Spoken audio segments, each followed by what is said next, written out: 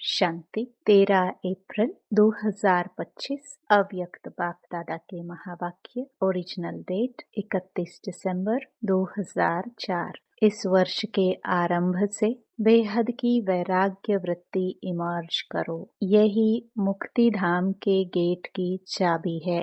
आज नवयुग रचता बाप दादा अपने बच्चों से नववर्ष मनाने के लिए, परमात्म मिलन मनाने के लिए बच्चों के स्नेह में अपने दूर देश से साकार वतन में मिलन मनाने आए हैं। दुनिया में तो नववर्ष की मुबारक एक दो को देते हैं, लेकिन बाप दादा आप बच्चों को नव युग और नए वर्ष की दोनों की मुबारक दे रहे हैं। नया वर्ष तो एक दिन मनाने का है, नव युग तो आप संगम पर सदा मनाते रहते।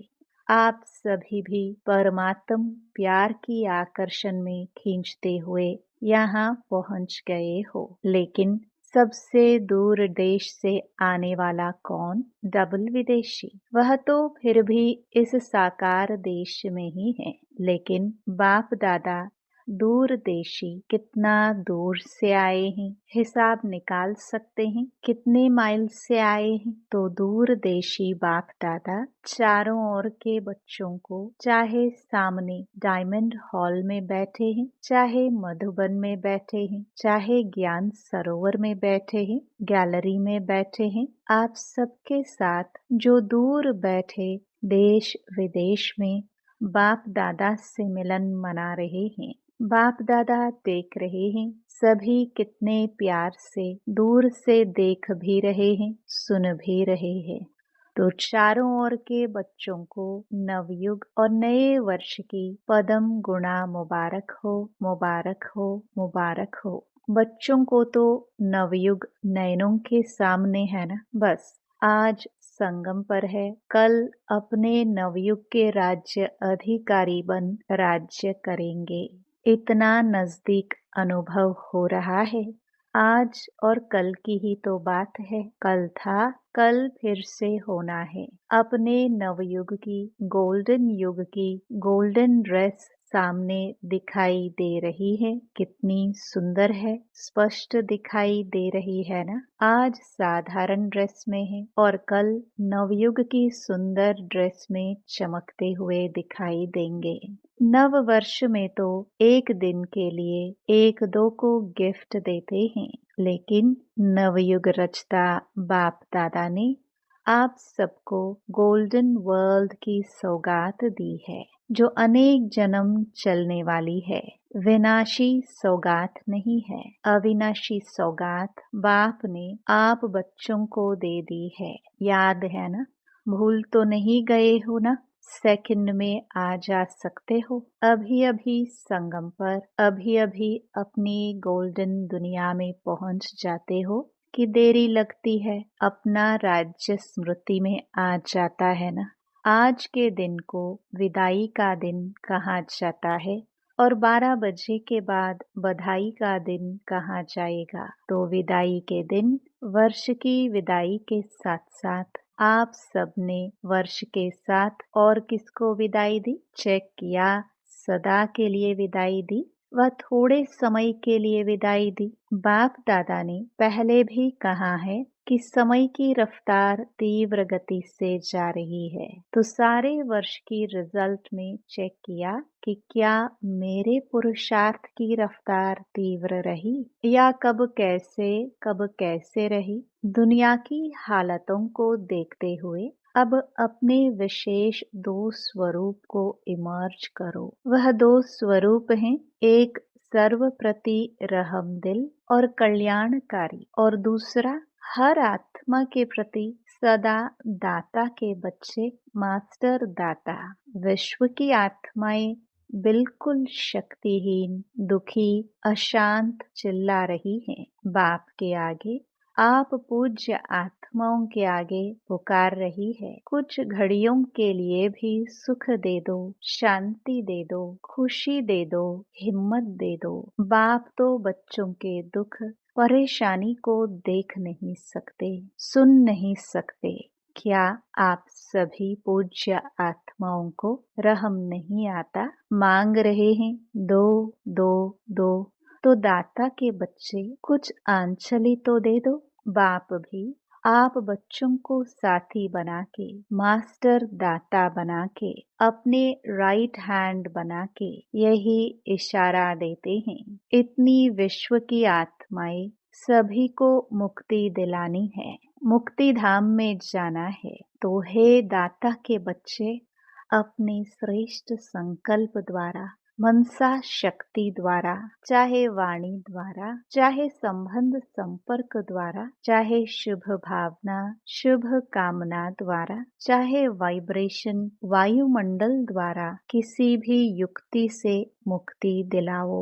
चिल्ला रहे हैं मुक्ति दो। बाप दादा अपने राइट हैंड्स को कहते हैं रहम करो। अभी तक हिसाब निकालो, चाहे मेगा प्रोग्राम किया है, चाहे कॉन्फ्रेंस की है, चाहे भारत में या विदेश में सेंटर्स भी खोले हैं, लेकिन टोटल विश्व के आत्माओं की संख्या के हिसाब से कितनी % में आत्माओं को मुक्ति का रास्ता बताया है? सिर्फ भारत कल्याणकारी हो या विदेश में जो भी 5 खंड हैं, तो जहाँ जहाँ सेवा केंद्र खोले हैं वहाँ के कल्याणकारी हो व विश्व कल्याणकारी हो। विश्व का कल्याण करने के लिए हर एक बच्चे को बाप का हैंड, राइट हैंड बनना है। किसको भी कुछ दिया जाता है तो किससे दिया जाता है?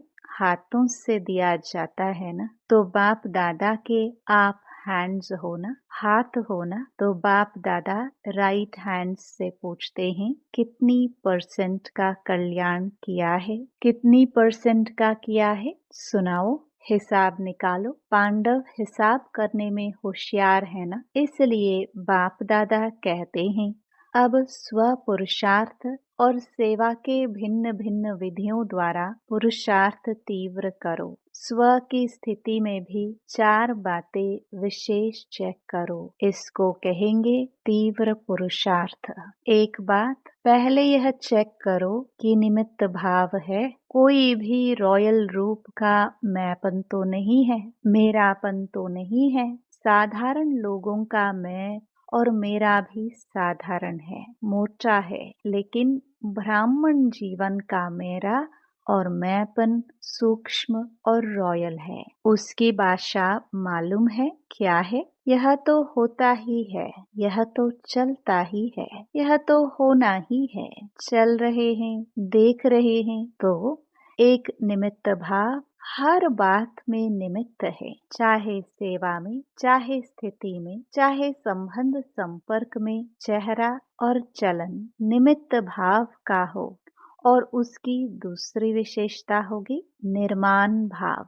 निमित्त और निर्माण भाव से निर्माण करना। तो 3 बात सुनी, निमित्त, निर्माण और निर्माण। और चौथी बात है निर्वाण। जब चाहे निर्वाण धाम में पहुंच जाए, निर्वाण स्थिति में स्थित हो जाए, क्योंकि स्वयं निर्वाण स्थिति में होंगे तब दूसरों को निर्वाण धाम में पहुंचा सकेंगे। अभी सभी मुक्ति चाहते हैं, छुड़ाओ छुड़ाओ चिल्ला रहे हैं। तो यह 4 बातें अच्छी % में प्रैक्टिकल जीवन में होना, अर्थात तीव्र पुरुषार्थी। तब बाप दादा कहेंगे वाह वाह बच्चे वाह। आप भी कहेंगे वाह बाबा वाह, वाह ड्रामा वाह, वाह पुरुषार्थ वाह। लेकिन पता है अभी क्या करते हो? पता है कभी वाह कहते हो, कभी वाई क्यों कहते हो? वाह के बजाय वाई, और वाई हो जाता है हाय। तो वाई नहीं वाह। आपको भी क्या अच्छा लगता है? वाह अच्छा लगता है या वाई? क्या अच्छा लगता है? वाह। कभी वाई नहीं करते हो? गलती से आ जाता है। डबल फॉरेनर्स वाई वाई कहते हैं, कभी कभी कह देते हो। जो डबल फॉरेनर्स कभी भी वाई नहीं कहते, वह हाथ उठाओ। बहुत थोड़े हैं। अच्छा, भारतवासी जो वाह वाह के बजाय क्यों क्या कहते हैं, वह हाथ उठाओ। क्यों क्या कहते हो? किसने छुट्टी दी है आपको? संस्कारों ने। पुराने संस्कारों ने आपको वाई की छुट्टी दे दी है और बाप कहते हैं वाह वाह कहो, वाई वाई नहीं। तो अभी नए वर्ष में क्या करेंगे? वाह वाह करेंगे या कभी कभी वाई कहने की छुट्टी दे दे? वाई अच्छा नहीं है। जैसे वाई पेट में गैस हो जाती है ना, तो खराब हो जाता है ना, तो वाई वाई यह नहीं करो। वाह वाह कितना अच्छा लगता है। हाँ बोलो, वाह वाह वाह। अच्छा, तो दूर देश में सुन रहे हैं, देख रहे हैं, भारत में भी विदेश में भी उन बच्चों से भी पूछते हैं वाह वाह करते हो या वाई वाई करते हो? अभी विदाई का दिन है ना, आज वर्ष के विदाई का लास्ट डे है, तो सभी संकल्प करो वाई नहीं कहेंगे, सोचेंगे भी नहीं, क्वेश्चन मार्क नहीं, आश्चर्य की मात्रा नहीं, बिंदी। क्वेश्चन मार्क लिखो कितना टेढ़ा है और बिंदी कितनी सहज है। बस नैनों में बाप बिंदु को समा दो। जैसे नैनों में देखने की बिंदी समाई हुई है ना, ऐसे ही सदा नैनों में बिंदु बाप को समा लो। समाने आता है या फिट नहीं होती है, नीचे ऊपर हो जाती है, तो क्या करेंगे? विदाई किसको देंगे? वाई को। कभी भी आश्चर्य की निशानी भी नहीं आवे। यह कैसे? यह भी होता है क्या? होना तो नहीं चाहिए। क्यों होता है? क्वेश्चन मार्क नहीं, आश्चर्य की मात्रा भी नहीं, बस बाप और मैं। कई बच्चे कहते हैं यह तो चलता ही है ना। बाप दादा को बहुत रमणीक बातें रूह रिहान में कहते हैं, सामने तो कह नहीं सकते हैं ना, तो रूह रिहान में सब कुछ कह देते हैं। अच्छा, कुछ भी चलता है, लेकिन आपको चलना नहीं है, आपको उड़ना है।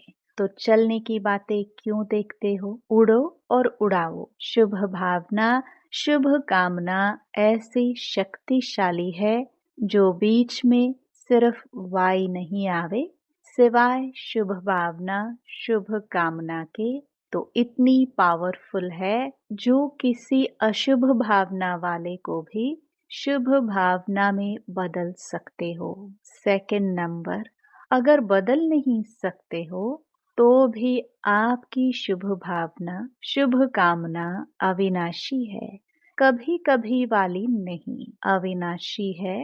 तो आपके ऊपर अशुभ भावना का प्रभाव नहीं पड़ सकता है। क्वेश्चन में चले जाते हो, यह क्यों हो रहा है? यह कब तक चलेगा? कैसे चलेगा? इससे शुभ भावना की शक्ति कम हो जाती है। नहीं तो शुभ भावना शुभ कामना इस संकल्प शक्ति में बहुत शक्ति है। देखो, आप सभी आए बाप दादा के पास। पहला दिन याद करो, बाप दादा ने क्या किया। चाहे पतित आए, चाहे पापी आए, चाहे साधारण आए, भिन्न भिन्न वृत्ति वाले, भिन्न भिन्न भावना वाले आए, बाप दादा ने क्या किया? शुभ भावना रखी ना, मेरे हो मास्टर सर्वशक्तिवान हो, दिल तख्त नशीन हो, यह शुभ भावना रखी ना, शुभ कामना रखी ना, उससे ही तो बाप के बन गए ना। बाप ने कहा क्या कि हे पापी क्यों आए हो? शुभ भावना रखी। मेरे बच्चे, मास्टर सर्वशक्तिवान बच्चे, जब बाप ने आप सबके ऊपर शुभ भावना रखी, शुभ कामना रखी, तो आपके दिल ने क्या कहा? मेरा बाबा। बाबा ने क्या कहा? मेरे बच्चे। ऐसे ही अगर शुभ भावना शुभ कामना रखेंगे तो क्या दिखाई देगा? मेरा कल्प पहले वाला मीठा भाई, मेरी सिखिलधी बहन परिवर्तन हो जाएगा। तो इस वर्ष में कुछ करके दिखाना, सिर्फ हाथ नहीं उठाना, हाथ उठाना बहुत सहज है, मन का हाथ उठाना, क्योंकि बहुत काम रहा हुआ है। बाप दादा तो नजर करते हैं, विश्व की आत्माओं के ऊपर तो बहुत तरस पड़ता है। अब प्रकृति भी तंग हो गई है, प्रकृति खुद तंग हो गई है तो क्या करे, आत्माओं को तंग कर रही है। और बाप बच्चों को देख के तरस में आ जाते हैं। आप सबको तरस नहीं आता, सिर्फ खबर सुनकर चुप हो जाते हो। बस इतनी आत्माएं चली गई, वो आत्माएं संदेश से तो वंचित रह गई। अभी तो दाता बनो, रहम दिल बनो, यह तब होगा, रहम तब आएगा जब इस वर्ष के आरंभ से अपने में बेहद की वैराग्य वृत्ति इमर्ज करो। बेहद की वैराग्य वृत्ति, यह देह की देहभान की स्मृति, यह भी बेहद के वैराग्य की कमी है। छोटी छोटी हद की बातें स्थिति को डगमग करती हैं, कारण बेहद की वैराग्य वृत्ति कम है, लगाव है। वैराग्य नहीं है, लगाव है। जब बिल्कुल बेहद के वैरागी बन जाएंगे, वृत्ति में भी वैरागी, दृष्टि में भी बेहद के वैरागी, संबंध संपर्क में, सेवा में, सब में बेहद के वैरागी, तभी मुक्ति धाम का दरवाजा खुलेगा। अभी तो जो आत्माएं शरीर छोड़कर जा रही हैं, फिर जन्म लेंगी, फिर दुखी होंगी। अब मुक्ति धाम का गेट खोलने के निमित्त तो आप हो ना, ब्रह्मा बाप के साथी होना, तो बेहद की वैराग्य वृत्ति है गेट खोलने की चाबी। अभी चाबी नहीं लगी है, चाबी तैयार ही नहीं की है। ब्रह्मा बाप भी इंतजार कर रहा है, एडवांस पार्टी भी इंतजार कर रही है, प्रकृति भी इंतजार कर रही है। तंग हो गई है बहुत, माया भी अपने दिन गिनती कर रही है। अभी बोलो, हे मास्टर सर्वशक्तिमान, बोलो क्या करना है। इस वर्ष में कोई नवीनता तो करेंगे ना, नए वर्ष कहते हैं तो नवीनता तो करेंगे ना। अभी बेहद के वैराग्य की, मुक्ति धाम जाने की चाबी तैयार करो। आप सभी को भी तो पहले मुक्ति धाम में जाना है ना। ब्रह्मा बाप से वायदा किया है, साथ चलेंगे, साथ आएंगे, साथ में राज्य करेंगे, साथ में भक्ति करेंगे। तो अभी तैयारी करो। इस वर्ष में करेंगे कि दूसरा वर्ष चाहिए, जो समझते हैं इस वर्ष में अटेंशन प्लीज। बार बार करेंगे, वह हाथ उठाओ, करेंगे, फिर तो एडवांस पार्टी आपको बहुत मुबारक देगी। वह भी थक गए हैं। अच्छा, टीचर्स क्या कहती हैं, पहली लाइन क्या कहती हैं। पहले तो पहली लाइन के पांडव और पहली लाइन की शक्तियाँ जो करेंगे, वह हाथ उठाओ। आधा हाथ नहीं, आधा उठाएंगे तो कहेंगे आधा करेंगे, लंबा हाथ उठाओ। अच्छा, मुबारक हो, मुबारक हो। अच्छा, डबल विदेशी हाथ उठाओ। एक दो में देखो किसने नहीं उठाया है। अच्छा, यह सिंधी ग्रुप भी हाथ उठा रहा है, कमाल है। आप भी करेंगे, सिंधी ग्रुप करेंगे, तब तो डबल मुबारक हो। बहुत अच्छा। एक दो को साथ देकर शुभ भावना का इशारा देते, हाथ में हाथ मिलाते करना ही है। अच्छा, सभा में कोई ने आवाज की, सब बैठ जाओ, नथिंग न्यू। अभी अभी एक सेकंड में बिंदु बन, बिंदु बाप को याद करो, और जो भी कोई बातें हो उसको बिंदु लगाओ, लगा सकते हो। बस एक सेकंड में मैं बाबा का, बाबा मेरा। अच्छा, अभी चारों ओर के सर्व नए युग के मालिक बच्चों को, चारों ओर के नए वर्ष मनाने के उमंग उत्साह वाले बच्चों को सदा उड़ते रहना और उड़ाते रहना। ऐसे उड़ती कला वाले बच्चों को सदा तीव्र पुरुषार्थ द्वारा विजयी माला के मणके बनने वाले विजयी रत्नों को बाप दादा का नए वर्ष और नए युग की दुआओं के साथ साथ पदम गुणा थालियां भर भर के मुबारक हो, मुबारक हो। एक हाथ की ताली बजाओ। अच्छा। वरदान। एकाग्रता के अभ्यास द्वारा एक रस स्थिति बनाने वाले सर्व सिद्धि स्वरूप भव। जहाँ एकाग्रता है वहाँ स्वतः एक रस स्थिति है। एकाग्रता से संकल्प, बोल और कर्म का व्यर्थपन समाप्त हो जाता है और समर्थपन आ जाता है। एकाग्रता अर्थात एक ही श्रेष्ठ संकल्प में स्थित रहना। जिस एक बीज रूपी संकल्प में सारा वृक्ष रूपी विस्तार समाया हुआ है। एकाग्रता को बढ़ाओ तो सर्व प्रकार की हलचल समाप्त हो जाएगी। सब संकल्प, बोल और कर्म सहज सिद्ध हो जाएंगे। इसके लिए एकांतवासी बनो। स्लोगन। एक बार की हुई गलती को बार बार सोचना अर्थात दाग पर दाग लगाना। इसलिए बीती को बिंदी लगाओ। अव्यक्त इशारे। कंबाइंड रूप की स्मृति से सदा विजयी बनो। जैसे इस समय आत्मा और शरीर कंबाइंड है, ऐसे बाप और आप कंबाइंड रहो। सिर्फ यह याद रखो कि मेरा बाबा। अपने मस्तक पर सदा साथ का तिलक लगाओ। जो सुहाग होता है, साथ होता है, वह कभी भूलता नहीं। तो साथी को सदा साथ रखो। अगर साथ रहेंगे तो साथ चलेंगे। साथ रहना है, साथ चलना है। हर सेकंड, हर संकल्प में साथ है ही। ओम शांति।